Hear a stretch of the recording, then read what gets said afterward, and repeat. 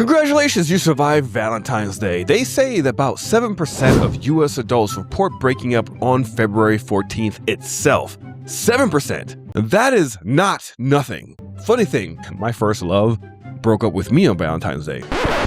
Oh, poor baby. True story. I don't know why I share that, but anyways, just throwing it out there. There's even something called Red Tuesday, and it sounds like the Red Wedding from Game of Thrones. And wine and music, but I haven't shown you the hospitality you deserve. My king has married, and I owe my new queen a wedding gift. In one survey, about 36% of people who ended a relationship the week before Valentine's Day did it on Tuesday. Tuesday! So apparently, that's the breakup day. Who would have known? So make sure you break up with your partner on a Tuesday. I'm done. What? I am done! Now, thank God that I am married. And one thing that me and my wife always agreed on is that Valentine's Day is a bit, what's the word I'm looking for? Silly. Let's be honest here. It's clearly a commercialized holiday these days. Fluff. Just for the chocolate diamond cars and flower companies to make as much money off of us as possible because we are consumers. Prove your love in one day, preferably with a materialistic thing that you give to someone. God, we are so gullible as human beings. Do you not see it? Valentine's Day compresses everything into a performance. High expectations, emotional pressure, and if you're already in a rough patch, forget it. It's over. It is completely over. Don't even try. It's gone. It becomes a relationship audit. People literally end things before Valentine's Day to avoid emotional or financial burden. Actually, maybe that's not such a bad thing after all. If your relationship can only survive with roses and Instagram caption, it has already been fragile to begin with. If it survives ordinary Tuesday, bills, sickness, stress, forgiveness, silence, then maybe you got something special and something real. Now, here's the uncomfortable part. You ready for it?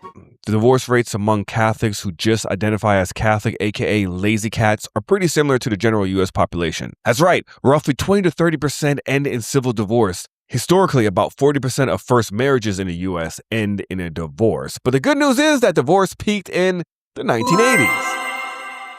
But also marriages peaked in the 1940s, so, fewer divorces doesn't automatically mean healthier culture. It might just mean that fewer people are even getting married these days, let alone having children. But when you isolate Catholics who actually practice, I'm talking about weekly mass, praying as a family, marrying another practicing Catholic, divorce rates drop significantly. Some studies put them closer to 10 to 15%. Yes! Yes! Yes! Wait, I feel like I am celebrating divorce over here. I mean, 10 to 15% is not bad, but still a problem. So maybe the issue isn't even Valentine's Day. Maybe the issue is what we think love actually is. And maybe the way that Catholics love might be a better solution than what's eroded a traditional nuclear family. Roll my intro. Contrary to what I've seen online, Catholic marriage and sex are portrayed like we're uptight, transactional, submissive, obsessed people. I used to think that too, from the outside. But in fact, women in Catholicism are honored, not reduced to a baby-making machine. Look how Catholics treat the Blessed Mother, an issue many Protestants even criticize. So why would a church that exalts Mary treat women as inferior? This doesn't make sense to me. In fact, look at this objectively for a second. The secular world commodifies women. They're disposable, reduced to appearances as social currency. Who won the Oscar for playing a hypersexual queen opposite Leonardo DiCaprio? And I thank you so much. And last, but most importantly, to my brown sisters and little brown girls watching tonight, our softness is not a liability. The guy who literally treats women like commodity in his personal life. You've worked with every great director. You've won 3 Golden Globes, an Oscar. And the most impressive thing is that you were able to accomplish all of that before your girlfriend turned 30. I mean, it's just insane. It's a creepy joke at this point. It wasn't funny when he was 40 and it isn't funny at 50. But remember, they are quick to lecture you on morals. Abortion is framed as liberation, casual sex as empowerment, just having fun. But hopping from relationship to relationship doesn't leave people whole. And once a woman catches on, sometimes it's too late. Let me be very clear. Modern culture commodifies both sexes. But who's the dominant consumer? Men, us men, feeding our flesh, and those same men who lose their minds if their daughters were the ones doing the same thing that they like to see on these websites. You know what I'm talking about, right? Yes, definitely. But we do love it, as long as it's not our daughters. And women drink the Kool-Aid. Oh yeah!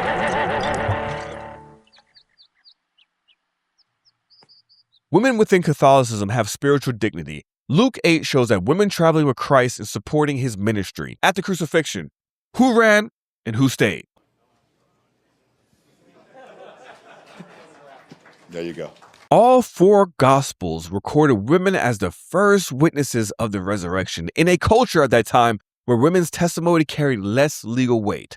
That detail matters. Think about that for a second. John 8, the woman caught in adultery. Mosaic law demanded what? Do you remember? Was it a divorce, an additional wife who may be more loyal, a spanking, or death? No, on the count of three, we say it together, okay? But I'm gonna give you a second to think about it right now while I pick out a book over here as a recommendation. We gon' build this thing right. These with a randu louder than prayer. Smoke in the stairwell, fear in the air. Broken home, father gone quick. Mama stood tall, never folded, never quit. How about this one? When Science, Reason, and Faith Meet. Great book. Read it. If you like that song, that's mine. I made that song. I make AI slop music now, Christian slop music. And if you go to my community board, you can download some of them for free. So check out that song. All right, I gave you enough time. You ready? On the count of three. 1, 2, 3, death. Dude, who says spanking? Get your head out the gutter. Anyways, what did Christ do? He protected her from execution while still affirming moral truth. Genesis 1:27 affirms male and female equally bear the image of who?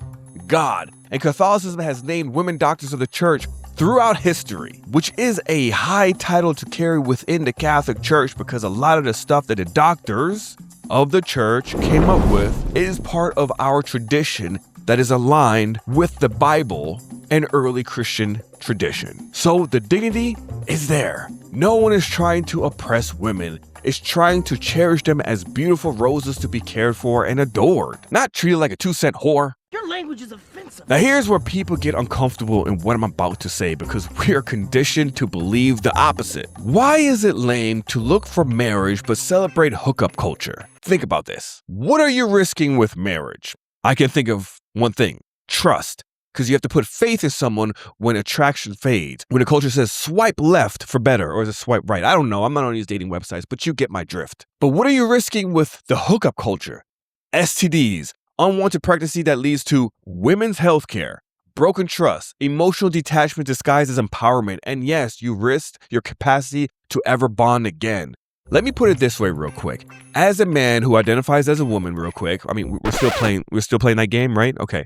So I'm identifying as a woman right now, okay? I understand how hard it is to trust men because we act like pigs and culture rewards it. We don't always think with our heads up here, if you get my drift. But if the foundation is strong and God is in the center, it makes it a lot easier to think with your head, and the lowest you ever feel is right here because it travels to the heart. Nothing below that. Ephesians 5 verse 25 says, husbands are to love their wives as Christ loved the church and gave himself up for her. That standard is not emotional, it is sacrificial. Us men have failed in those areas, which caused this counterculture that is known as feminism, and now everyone seems to be lost in confusion. You have the feminist group, and now you have the alpha male red pill space. In fact, if you get a chance to watch a good, wholesome romantic comedy drama this, I guess, holiday season or time frame, it's February, but if you have an opportunity to watch a movie, go check out this romantic comedy drama called Solo Mio.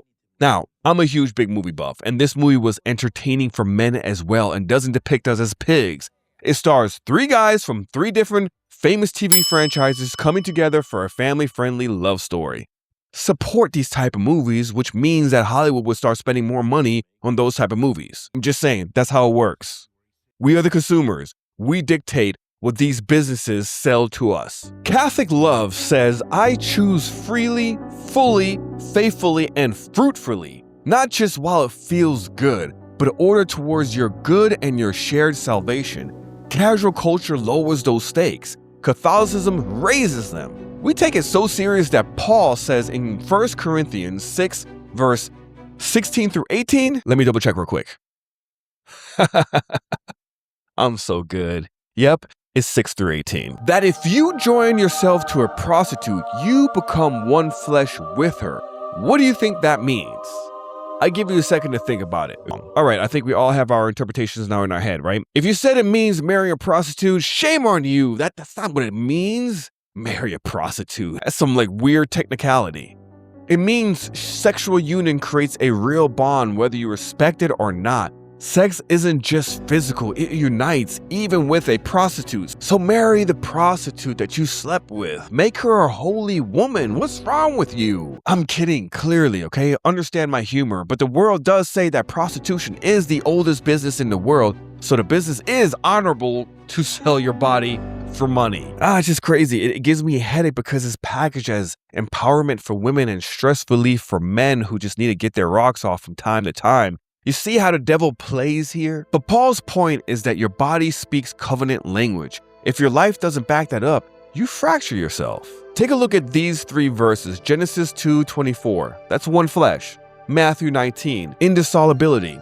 Ephesians 5, sacrificial love. Equal dignity doesn't mean identical roles. I know that's what the secular culture is trying to define equality as. Sameness, I guess? Like we're all the same? Catholic theology defines equality as equal dignity with complementarity. A man can convince himself life is measured by money and the body count, and a woman can convince herself that her worth is climbing the top of some company. But on your deathbed, you won't wish you worked more or that you became the CEO of some Fortune 500 company. You'll think about who you loved and who loved you, your kids, your spouse, your grandkids. Did you make time for the people that really needed it? Did you create true memories that will pass down from generation to generation? The greatest thing that you could participate in on earth isn't this status or this conquest, it's grace, living a sacramental life in communion with God, something our culture consistently and increasingly treats as irrelevant, but eternity does not. I hate so much about the things that you choose to be. According to Catholic teaching, sex isn't just physical. It says, I give myself to you completely, permanently, without taking it back. Part of that journey is marriage. Look, let me be very clear. I am not judging you. If you listened to one of my videos before, I mentioned I lived in Las Vegas for 8 years. What do you think was happening in the evening? Welcome to Bible study. We're all children of Jesus. Kumbaya. Not to mention, I grew up in Germany. So in the 90s, when hip-hop music migrated over there, everything was easy for me over there. And then I moved to the States and I realized I was just a penny in a million. Is it a penny in a million or is it a dime in a dozen? My point is, I'm not judging you. I've made these same mistakes that I'm talking about right now. I just want you to be aware of it because I know a lot of times people think Catholics are judging people. They're not. I mean, they are, but they're not. At least I'm not. I hope I'm not. But if you're just dating just to hook up and get your rocks off, you're doing it the wrong way. You should be dating, seeking marriage, seeking a fruitful long-term relationship that leads to something. Family, sacrifice, God being in the center. And every little freaky thing you want to do it with your spouse because your marriage is the vow that makes the act truthful. I'll leave you with this, and I said this before. I am not perfect. I lived that secular life, feeding my flesh. And I look back and I had fun, but I also recognize all the red flags that I ignored about my behavior. I came out unharmed, but I do think I may have broken a heart or two, which I'm ashamed of.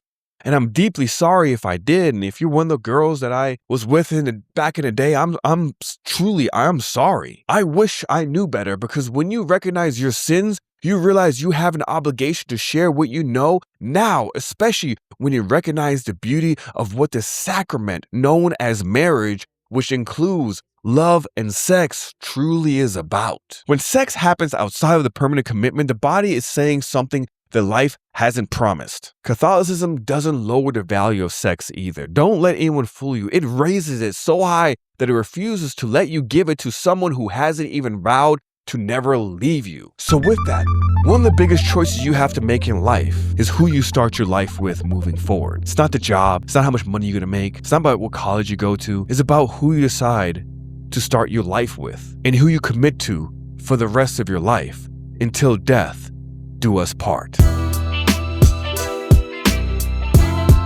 Hey, thank you for watching this short episode. If you are interested in learning more and digging a little bit deeper, because this was just a very surface level episode, and throughout the year, I'm gonna get even deeper into this, but if you wanna learn more about marriage and sex, check out Saint Alfonso Ligori. I'll put it right here because I don't know how to say his name properly. He has a lot of written work on marriage and sex within marriage. And yes, there are rules, but instead of getting repulsed by the word rules, ask yourself, why do these rules exist? And when you look into it, you always find an answer. Until next time, subscribe.